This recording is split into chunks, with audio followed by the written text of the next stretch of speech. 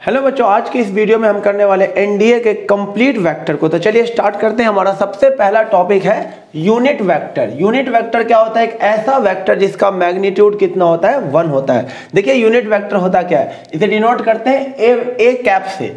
X axis, y axis और ये z axis. X के डायरेक्शन को दिखाने वाला वेक्टर होता है unit vector i cap, y axis को दिखाने वाला होता है जे कैप और जेड एक्सिस को दिखाने वाला होता है के कैप। यानी i cap, j cap, k cap क्या होता है? Unit vector along x, y and z axis, जो क्या करता है? एक्स एक्सिस, वाई एक्सिस और जेड एक्सिस के डायरेक्शन को दिखाता है। तो यूनिट वेक्टर का काम होता है सिर्फ और सिर्फ डायरेक्शन दिखाना। और इसका जो फॉर्मूला होता है a cap is equal to a vector upon में ए वेक्टर का मैग्नीट्यूड, ये यूनिट वेक्टर का फॉर्मूला होता है। देखिए नेक्स्ट टॉपिक देखिएगा। नेक्स्ट टॉपिक है मैग्नीट्यूड ऑफ यूनिट वेक्टर। किसी वेक्टर का मैग्नीट्यूड कैसे निकाला जाता है? पहली बात तो मैग्नीट्यूड को डिनोट किया जाता है, या तो आप ऐसे करके मोड लगा दें, हमारे पास इसको डिनोट किससे करते हैं? ए वेक्टर का मोड लगा दो, या फिर सिंपली ए वेक्टर, मैग्नीट्यूड हो जाएगा। ये एक वेक्टर दे रखा और इसका हमें मैग्नीट्यूड निकालना है। तो मैग्नीट्यूड निकालने का बहुत ही आसान सा फॉर्मूला होता है under root of a square plus b square plus c square. I के कोफिशिएंट का स्क्वायर प्लस वाई के जे के कोफिशिएंट का स्क्वायर प्लस के कोफिशिएंट के स्क्वायर का सम करके अंडर रूट लेना। जैसे हमें यहाँ पर एक वेक्टर दे रखा और इसका हमें मैग्नीट्यूड अगर निकालना हो, इस वेक्टर का अगर हमें मैग्नीट्यूड निकालना हो तो अंडर रूट ऑफ 1/√3 का स्क्वायर 1/3 माइनस 1/√3 का स्क्वायर भी 1/3 और 1/√3 का स्क्वायर 1/3। तो ये क्या हो जाएगा? अंडर रूट ऑफ 3/3, यानी कि कितना आ जाएगा? 1 आ जाएगा। इसको आप कह सकते हो कि ये वाला वेक्टर जो है ये यूनिट वेक्टर है, क्योंकि इसका मैग्नीट्यूड कितना है? 1 है। नेक्स्ट टॉपिक देखिए, पोजीशन वेक्टर। पोजीशन वेक्टर क्या होता है बच्चों? किसी पॉइंट का पोजीशन ओरिजिन से होता है। जैसे ये एक पॉइंट दे रखा है P, x1, y1, z1, और इसका जो ओरिजिन से डिस्टेंस होगा ये जो वेक्टर के थ्रू दिखाया जाएगा, इसी वेक्टर को हम क्या बोलते हैं? Position vector. आर वेक्टर बोल दो या फिर ओपी वेक्टर बोल दो। तो आर वेक्टर को हम लिखेंगे क्या? जो एक्स वाई जेड पॉइंट दे रखा होगा उसमें आई जे के लगा देना, यानी कि ये हो जाएगा x1 i cap plus y1 j cap plus में z1 के कैप हो जाइए। सिंपल से आपको पोजीशन वेक्टर निकालने के लिए इसमें आई जे के लगा देना। जैसे देखिए एक एग्जांपल ले लेते हैं। जैसे हमारे पास एक वेक्टर, दो पॉइंट दे रखा ए और बी, और हमें ए बी वेक्टर निकालना है। तो ए बी वेक्टर कैसे निकालोगे?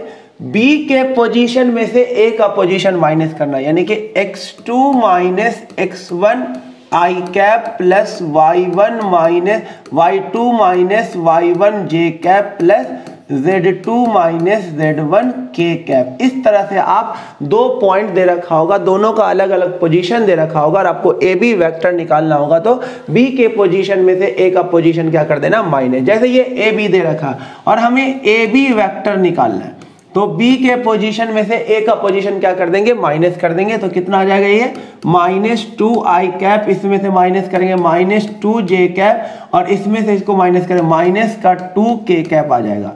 और अगर आपको इसका लेंथ निकालने को बोले, इसका मैग्नीट्यूड निकालने को बोले, यानी ए बी वेक्टर का अगर हमें मैग्नीट्यूड निकालना हो तो अंडर रूट ऑफ -2 का स्क्वायर -2 का स्क्वायर -2 का स्क्वायर, यानी कितना हो जाएगा? अंडर रूट 12, यानी कि ये 2√3 हमारा इसका आंसर आ जाएगा। अब नेक्स्ट टॉपिक देखिए बच्चों क्या है? Scalar and vector component of a vector. किसी वेक्टर का स्केलर और वेक्टर कंपोनेंट क्या होता है? जैसे ये एक वेक्टर हमारे पास दे रखा है a i cap plus b j cap plus c k cap, और हमें क्या निकालना है? इसका स्केलर कंपोनेंट। तो बच्चों इसका स्केलर कंपोनेंट हो जाएगा ए बी सी, इसका स्केलर कंपोनेंट हो गया। और वेक्टर कंपोनेंट क्या हो जाएगा? ए आई कॉमा बी जे कॉमा सी के, ये इसका वेक्टर कंपोनेंट हो गया। देखिए अगला टॉपिक हमारे पास है a vector having magnitude m and directed और parallel to a given vector a. अगर आपको एक ऐसा वेक्टर निकालना हो जिसका डायरेक्शन तो ए के अलोंग हो और मैग्नीट्यूड क्या हो बी। जैसे आपको ये एक ए वेक्टर दे रखा है और एक दूसरा कोई बी वेक्टर निकालना है जिसका डायरेक्शन तो ए के अलोंग हो, यानी इस बी वेक्टर का जो डायरेक्शन होगा वो तो ए के अलोंग हो और मैग्नीट्यूड जो होगा वो कुछ दे रखा होगा 5, 6 या m दे रखा है। तो ऐसा वेक्टर निकालने के लिए आपको सिंपली क्या करना, बी वेक्टर लिखा, बी वेक्टर डायरेक्शन दिखाने के लिए ए कैप लगा देना, क्योंकि यूनिट वेक्टर से ही डायरेक्शन दिखाया जाता है। तो आपको बोला गया ए के डायरेक्शन में, तो ए का डायरेक्शन कौन दिखाएगा, ए का कैप, और मैग्नीट्यूड कितना होना चाहिए, एम। तो यहां पर क्या लिख देना आपको, एम। तो ये हो गया बच्चों रिक्वायर्ड वेक्टर। जैसे आपके पास एक एग्जांपल, एक वेक्टर दे रखा है ए और एक आपको दूसरा वेक्टर निकालना जिसका डायरेक्शन तो ए के अलग होना चाहिए और मैग्नीट्यूड क्या होना चाहिए, 5। तो आपको वो वेक्टर आपका बी हो जाएगा और वो बी किसके इक्वल होगा, इसके कैप से किसको मल्टीप्लाई कर दीजिएगा, 5 को मल्टीप्लाई कर दीजिएगा। और मैंने अभी आपको सिखाया कि यूनिट वेक्टर कैसे निकालते हैं। यूनिट वेक्टर निकालने का क्या तरीका है, देखिए यूनिट वेक्टर निकालने का तरीका बच्चों, ये 5 लिखा, पहले ऊपर लिख देना आपको वेक्टर और अपॉन में क्या कर देना, उसके मैग्नीट्यूड से डिवाइड कर देंगे तो हमें क्या मिल जाएगा, यूनिट वेक्टर। तो यूनिट वेक्टर कैसे निकालेंगे, 5 ए वेक्टर क्या दे रखा हमारे पास, ये दे रखा है 2i cap plus 2j cap minus k cap upon में क्या हो जाएगा, इसका मैग्नीट्यूड कितना हो जाएगा, 4 + 4 + 1 यानी 9, 9 का √3 आंसर आ जाएगा 5/3 इंटू में 2i cap plus 2j cap minus का k कैप। तो ये हो गया रिक्वायर्ड वेक्टर। तो जब भी आपको कोई वेक्टर पूछे गिवन वेक्टर के अलोंग, तो आपको क्या करना है, उसके कैप से जो भी मैग्नीट्यूड दे रखा होगा उससे क्या कर देना, मल्टीप्लाई कर देना।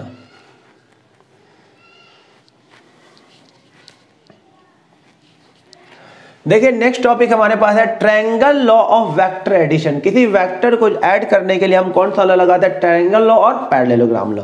तो ट्रायंगल लॉ में आपको क्या करना है, ध्यान रखिएगा कि a b vector plus b c vector, ध्यान दीजिएगा, a b plus b c, a b vector plus b c vector किसके इक्वल होगा, याद रखना सी ए के नहीं इक्वल होगा, ए सी वेक्टर के क्या होगा, इक्वल, ए सी वेक्टर के इक्वल होगा। इसी को हम बोलते हैं triangle law of vector addition. या फिर आप ऐसे बोल सकते हो a b vector plus b c vector किसके इक्वल होगा, ए सी वेक्टर को आप लिख सकते हो माइनस का सी ए वेक्टर, उल्टा करके लगाओगे तो ये क्या हो जाएगा, माइनस हो जाएगा। तो ए सी वेक्टर को लिख सकते हैं माइनस सी ए, तो ये इधर आके प्लस हो जाएगा। तो क्या हो जाएगा, a b vector plus b c vector इधर आके प्लस सी ए वेक्टर, इसका सम क्या हो गया, 0। यानी साइकिल में लोगे ना साइक्लिक, तो आंसर क्या आएगा, 0। देखो ए बी बी सी सी है, तो इसका आंसर क्या आ जाएगा, 0।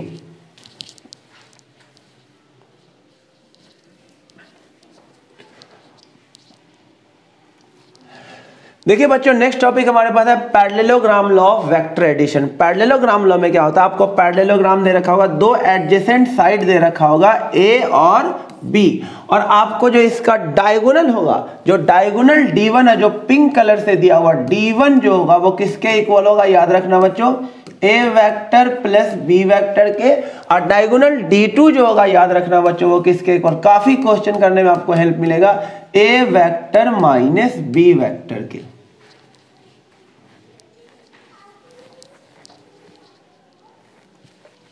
नेक्स्ट टॉपिक क्या बच्चों, देखिए इक्वल वेक्टर और नेगेटिव वेक्टर। दो वेक्टर को इक्वल वेक्टर कब कहेंगे, जब उसका मैग्नीट्यूड और डायरेक्शन दोनों क्या हो, सेम, तो ऐसे वेक्टर को हम क्या बोलेंगे, इक्वल वेक्टर।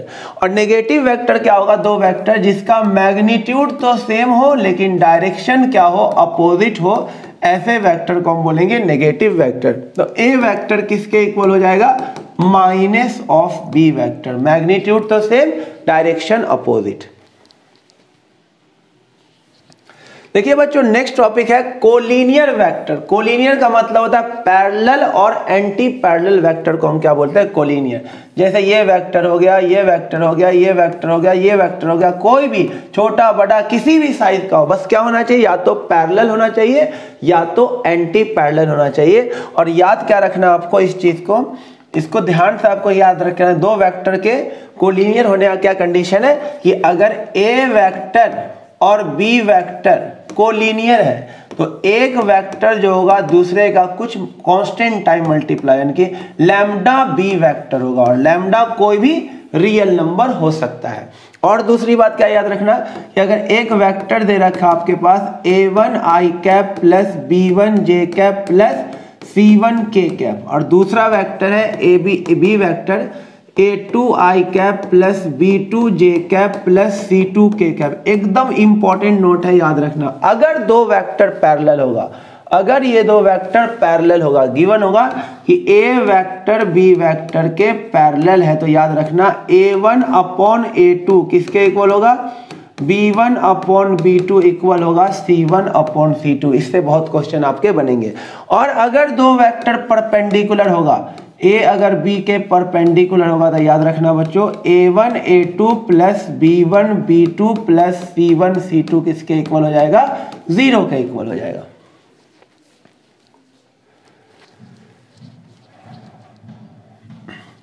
नेक्स्ट टॉपिक देखिए बच्चों, नेक्स्ट टॉपिक है सेक्शन फॉर्मूला। सेक्शन फॉर्मूला में क्या होगा, दो पॉइंट है P एंड Q, जिसका पोजीशन वेक्टर है, P का पोजीशन वेक्टर है A वेक्टर और Q का पोजीशन वेक्टर है B वेक्टर। दो पॉइंट है, दोनों का पोजीशन वेक्टर दे रखा है, और आपसे बोलेगा एक पॉइंट निकालो R जिसका पोजीशन वेक्टर है R, उस पॉइंट का पोजीशन वेक्टर निकालो जो इन दोनों पॉइंट को m/n में डिवाइड कर रहा है। तो बच्चों एकदम आसान सा कॉन्सेप्ट है, ध्यान रखिएगा एकदम।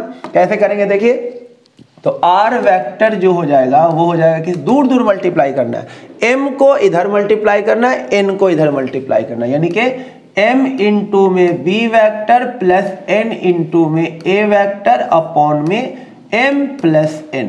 कब, जब इंटरनली डिवाइड करे। जब एक्सटर्नली डिवाइड करेगा तो r vector is equal to, बीच में माइनस आ जाएगा, m b vector minus n a vector upon में m minus n।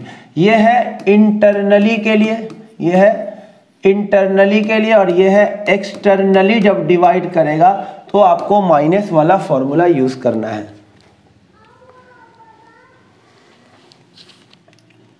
Next topic देखिए बच्चों, डॉट प्रोडक्ट और scalar product of two vector. दो वेक्टर का डॉट प्रोडक्ट क्या होता है, a vector dot b vector होता है बच्चों ए बी कॉस थीटा, यानी एक वेक्टर है ए और ये दूसरा वेक्टर है बी और इसके बीच का एंगल है थीटा, तो ए डॉट बी क्या हो जाएगा, ए बी कॉस थीटा। यहाँ पर ए और बी क्या है, देखिए इस पर से वेक्टर हटा हुआ है ए, आर मैग्नीट्यूड ऑफ, ये क्या है, magnitude of given two vector a vector और बी वेक्टर, ये उसका मैग्नीट्यूड है। थीटा क्या है, दोनों वेक्टर के बीच का एंगल।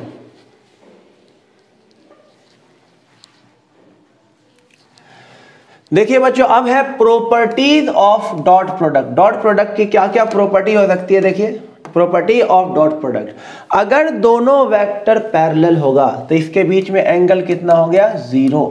एंगल 0 हो जाने के बाद क्या होगा, ए वेक्टर डॉट बी वेक्टर किसके इक्वल होगा, ए का मैग्नीट्यूड बी का मैग्नीट्यूड cos 0। cos 0 कितना होता है, 1, तो ए वेक्टर डॉट बी वेक्टर कितना आ जाएगा, ए बी, और cos 0 क्या होता है, 1, ये सबसे मैक्सिमम होता है, तो ये भी वैल्यू क्या होगी, मैक्सिमम। अब अगर दो वेक्टर एक दूसरे के परपेंडिकुलर है, ये काफी इंपॉर्टेंट पॉइंट है, याद रखना, थीटा कितना हो जाएगा 90, तो ए वेक्टर डॉट बी वेक्टर किसके इक्वल हो जाएगा, ए बी कॉस 90। और cos 90 क्या होता है बच्चों, 0, तो ए वेक्टर डॉट बी वेक्टर क्या आ जाएगा, 0। यानी दो वेक्टर जब एक दूसरे के परपेंडिकुलर होगा तो उसका डॉट प्रोडक्ट क्या होगा, 0 होगा।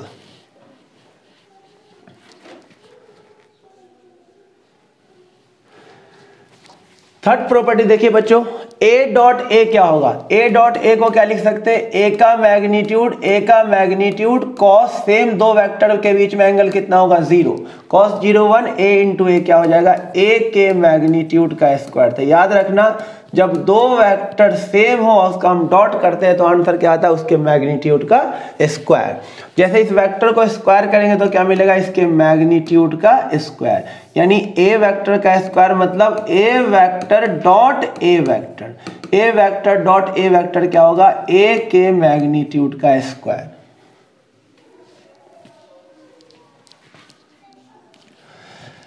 नेक्स्ट प्रॉपर्टी देखिए, पांचवी प्रॉपर्टी, अगर ए वेक्टर प्लस बी वेक्टर का हमें होल स्क्वायर करना तो क्या करेंगे, ए के मैग्नीट्यूड का स्क्वायर प्लस बी के मैग्नीट्यूड का square plus 2 a vector dot b vector. याद रखना ए के मैग्नीट्यूड का स्क्वायर प्लस बी के मैग्नीट्यूड का square plus 2 a dot b हो जाएगा। सिमिलरली नेक्स्ट प्रॉपर्टी देखें, आई डॉट आई क्या हो जाएगा, आई के मैग्नीट्यूड का स्क्वायर, आई का मैग्नीट्यूड कितना होता है 1, क्योंकि ये यूनिट वेक्टर होता है 1, ये भी क्या होगा 1, ये भी क्या होगा 1। नेक्स्ट देखिए बच्चों, आई डॉट जे, अब दो वेक्टर एक दूसरे के परपेंडिकुलर है तो इसका डॉट प्रोडक्ट क्या हो जाएगा 0, इसका भी 0 और इसका भी 0 आ जाएगा, यानी दो सेम वेक्टर है, दो वेक्टर है मैग्नीट्यूड तो 1 है लेकिन एक दूसरे के परपेंडिकुलर, ये हो गया एक्स एक्सिस और ये हो गया वाई एक्सिस, एंगल कितना बन गया 90, तो डॉट प्रोडक्ट क्या आ जाएगा 0। नेक्स्ट कॉन्सेप्ट देखिए, dot product in cartesian form, जब कार्टेशियन फॉर्म में दे रखा होगा तो डॉट प्रोडक्ट कैसे करना, देखिए जैसे हमारे पास निकालना में a vector dot b vector, तो हमें करना क्या है, आई वाले कोफिशिएंट को आई से मल्टीप्लाई, जे वाले को जे से और के वाले को के से, यानी कि a1 a2 plus b1 b2 plus c1 c2, ये हो जाएगा dot product in cartesian form. जैसे एग्जांपल है इन दोनों का, अगर हमें डॉट प्रोडक्ट करना है ए वेक्टर डॉट बी करना है तो क्या हो जाएगा, 2 को 2 से मल्टीप्लाई 4, -1 को 2 से मल्टीप्लाई -2, 1 को -6 से मल्टीप्लाई -6, तो आंसर कितना आ जाएगा हमारा -4, इसका हमारा आंसर आ जाएगा।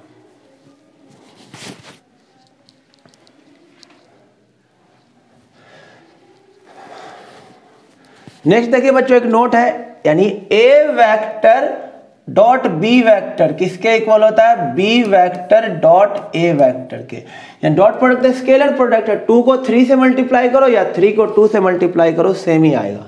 उसी तरह यानी ये कॉम्यूटेटिव होता है, ये क्या होता है डॉट प्रोडक्ट क्या होता है कॉम्यूटेटिव। इसी तरह से ए डॉट बी करके डॉट सी करो या a vector dot b vector dot c करो, ये भी क्या आएगा सेम ही आएगा, यानी ये एसोसिएटिव भी होता है, डॉट प्रोडक्ट कॉम्यूटेटिव भी होता है और एसोसिएटिव भी होता है। उसी तरह से ये डिस्ट्रीब्यूटिव भी होता है, इसको इसके साथ लिख सकते हो ए वेक्टर डॉट बी वेक्टर, अब बीच में लिखा प्लस और ये क्या हो जाएगा ए वेक्टर डॉट सी वेक्टर, यानी कि डॉट प्रोडक्ट कॉम्यूटेटिव भी होता है, एसोसिएटिव भी होता है और डिस्ट्रीब्यूटिव भी होता है।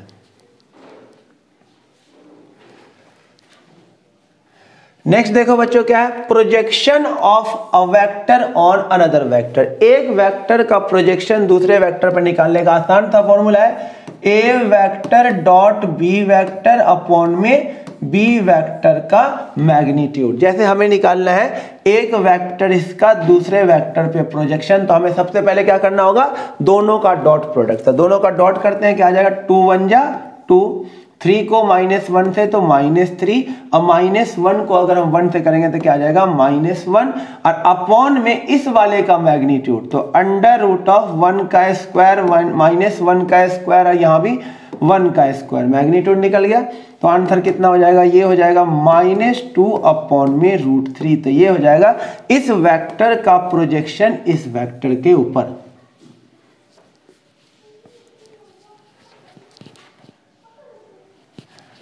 अब नेक्स्ट टॉपिक हमारे पास है क्रॉस प्रोडक्ट ऑफ वेक्टर, इसको वेक्टर प्रोडक्ट भी बोला जाता है क्योंकि दो वेक्टर का क्रॉस प्रोडक्ट एक वेक्टर आता है। याद रखना आपको, जैसे ये ए वेक्टर है बी वेक्टर, इसके बीच का एंगल थीटा है, तो ए क्रॉस बी क्या हो जाता है ए बी साइन थीटा और यहाँ पे कैप लग जाता है एन कैप। एन कैप क्या बताता है? एक यूनिट वेक्टर जो ए और बी, ए क्रॉस बी के डायरेक्शन को बताएगा। तो ए क्रॉस बी का डायरेक्शन किधर होता है? ए पर हाथ रखा, बी की तरफ कर्ल करेंगे तो ए क्रॉस बी का जो डायरेक्शन होगा वो ए और बी दोनों के क्या होगा? परपेंडिकुलर होगा। तो एन कैप क्या है? Unit vector perpendicular to both a vector and b vector. यानी आपको मेन चीज क्या याद रखना है? ए क्रॉस बी का जो डायरेक्शन होता है, इसका जो डायरेक्शन होता है, यही मेन आपको याद रखना, बहुत क्वेश्चन इससे बनते हैं। इसका जो डायरेक्शन होगा perpendicular to both a vector and b vector. यानी ए क्रॉस बी का डायरेक्शन ए के भी परपेंडिकुलर होगा और बी के भी परपेंडिकुलर होगा। अगर हम इसका सिर्फ मैग्नीट्यूड निकालना चाहें, ए वेक्टर क्रॉस बी वेक्टर का मैग्नीट्यूड क्या हो जाएगा? ये एन कैप हट जाएगा। क्या आ जाएगा? ये ए बी कॉस की जगह अब क्या आ जाएगा? ए बी साइन थीटा आ जाएगा। यहां पर ए और बी क्या है? Magnitude of a vector and b vector.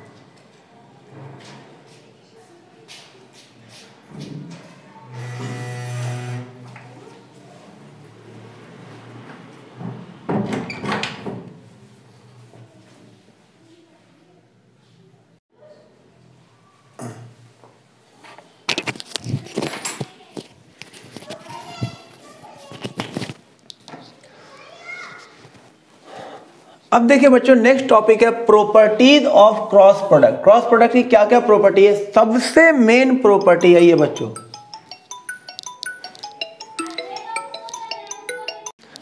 अब देखिए बच्चों नेक्स्ट टॉपिक हमारे पास प्रॉपर्टीज ऑफ क्रॉस प्रोडक्ट, जिसमें सबसे इंपॉर्टेंट प्रॉपर्टी है, पहली प्रॉपर्टी कि ए क्रॉस बी का जो डायरेक्शन होता है वो ए और बी दोनों के परपेंडिकुलर होगा।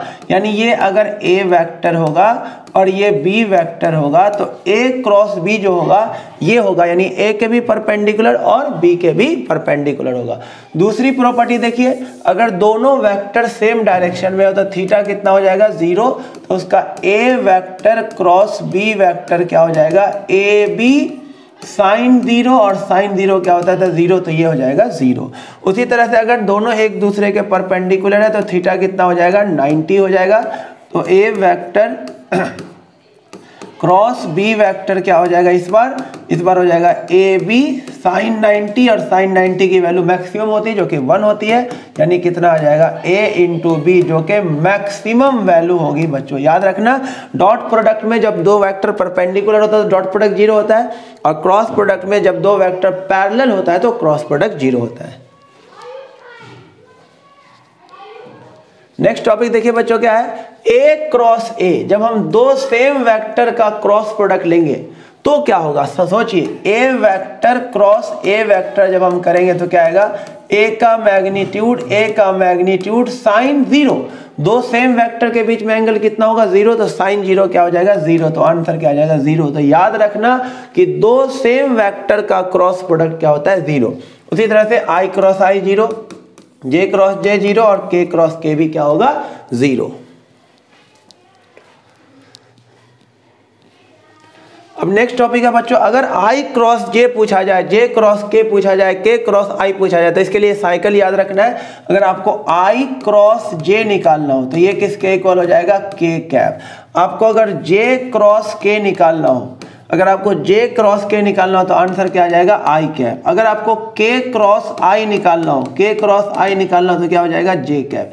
लेकिन अगर आपको उल्टा निकालना हो, अगर आपको निकालना हो यहाँ पे आई क्रॉस, अब निकालना हो आई क्रॉस के, अगर आपको निकालना उल्टा, तो आंसर क्या आ जाएगा माइनस का जे कैप।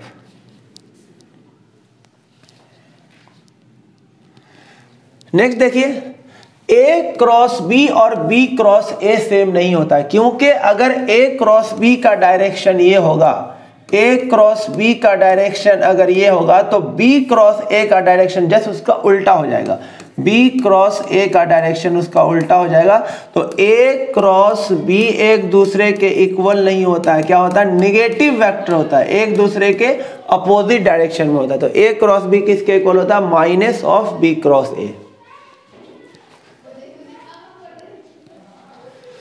अब नेक्स्ट टॉपिक देखिए, cross product in cartesian form. Cartesian form में कैसे क्रॉस प्रोडक्ट करेंगे, जैसे मैंने पता ए और बी दे रखा है, इसका हमें क्रॉस प्रोडक्ट करना है, तो कैसे करेंगे, ए वेक्टर क्रॉस बी वेक्टर। कैसे करेंगे बच्चों, देखिए यहाँ पे लिखेंगे आई कैप, यहाँ पे जे कैप और यहाँ पे लिखेंगे के कैप। ए के कोफिशिएंट सबको लिखेंगे, ये हो जाएगा 2 3 -1। बी के कोफिशिएंट को लिखेंगे 1 1 -1 1 1 -1। अब फिर इसे कैसे करेंगे क्रॉस प्रोडक्ट, देखिए पहले आप आई लेना, इसके कॉरस्पॉन्डिंग ये हटा देना, इसको इससे मल्टीप्लाई करना -3, बीच में माइनस लिखना, और फिर इसको इससे मल्टीप्लाई करना -1, तो ये +1 हो जाएगा। फिर लिखना माइनस का जे कैप, ये रखना, इसे गायब कर देना, आप इसे गायब करना, अब इसको इससे मल्टीप्लाई करना -2, बीच में माइनस रखना और इसको इससे मल्टीप्लाई करना -1, तो ये हो जाएगा +1। फिर क्या लिखना, प्लस का के कैप, अब इसे गायब कर देना, इसको इससे मल्टीप्लाई करना 2, बीच में माइनस लिखना, इसको इससे मल्टीप्लाई करना -3। तो ए वेक्टर क्रॉस बी वेक्टर क्या आ जाएगा बच्चों, यहाँ पर से -2 आई कैप, ये हो जाएगा प्लस का हो जाएगा ये जे कैप, और ये कितना हो जाएगा माइनस का के कैप। अब इसका मैग्नीट्यूड अगर निकालना हो तो मैग्नीट्यूड निकालना पहले सिखा दिया, अगर इसका आपको मैग्नीट्यूड निकालना है तो क्या हो जाएगा, ए वेक्टर क्रॉस बी वेक्टर का मैग्नीट्यूड क्या हो जाएगा, √2 का स्क्वायर 4, 1 का स्क्वायर 1, -1 का स्क्वायर 1, तो कितना हो जाएगा √6। ये आ जाएगा आपका आंसर।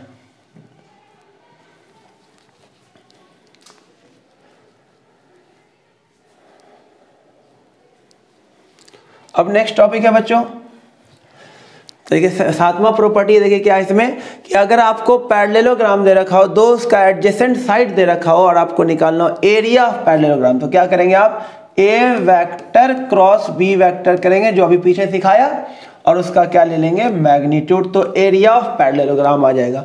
और इस ट्रायंगल का एरिया निकालना हो तो इसको हाफ से क्या कर देंगे multiply, half of a vector cross b vector.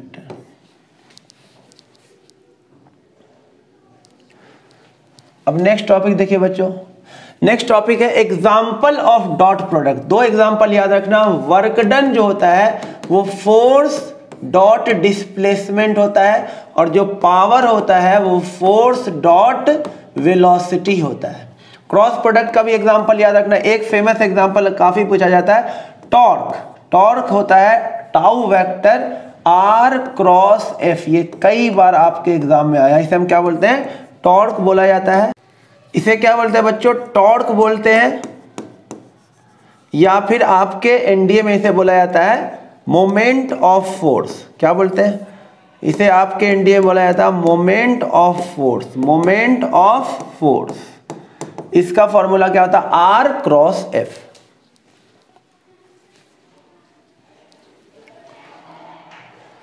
Next topic है बच्चों रिजोल्यूशन ऑफ वेक्टर। वेक्टर को रिजोल्व कैसे करते हैं, ब्रेक कैसे करते हैं, तोड़ते कैसे हैं। जैसे हमारे पास एक वेक्टर है ए जो एक्स एक्सिस के साथ एंगल बना रहा है थीटा, और हमें इसको रिजोल्व करना दोनों एक्सिस पे। इसका इधर कंपोनेंट आ जाएगा ए कॉस थीटा, यानी जिसके साथ एंगल लगा होगा उसमें कॉस कंपोनेंट, और इधर क्या आ जाएगा साइन थीटा, यानी कि ए साइन थीटा।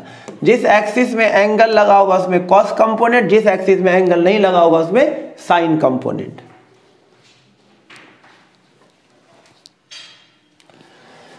देखिए नेक्स्ट टॉपिक है काफी इंपॉर्टेंट बच्चों, इससे एनडीए में काफी क्वेश्चन आता है। आपको बोलेगा एक वेक्टर है ओ ए, उसका मैग्नीट्यूड है आर, और वो लाइन एक्स के साथ एंगल अल्फा बना रहा है, y के साथ एंगल बीटा बना रहा है, और z के साथ एंगल गामा बना रहा है।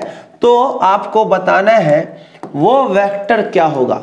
तो आपको कैसे लिखना ओ ए वेक्टर, देखिए ध्यान से, आपको लिखना है r इंटू में कॉस कंपोनेंट x के साथ आया cos alpha i cap plus r cos beta j cap plus r cos gamma k cap, यानी कि आपको r कॉस अल्फा फिर आई कैप लगा देना, r कॉस बीटा यानी जे कैप लगा देना, r cos gamma k cap लगा देना। इससे भी आपके क्वेश्चन बन जाते हैं।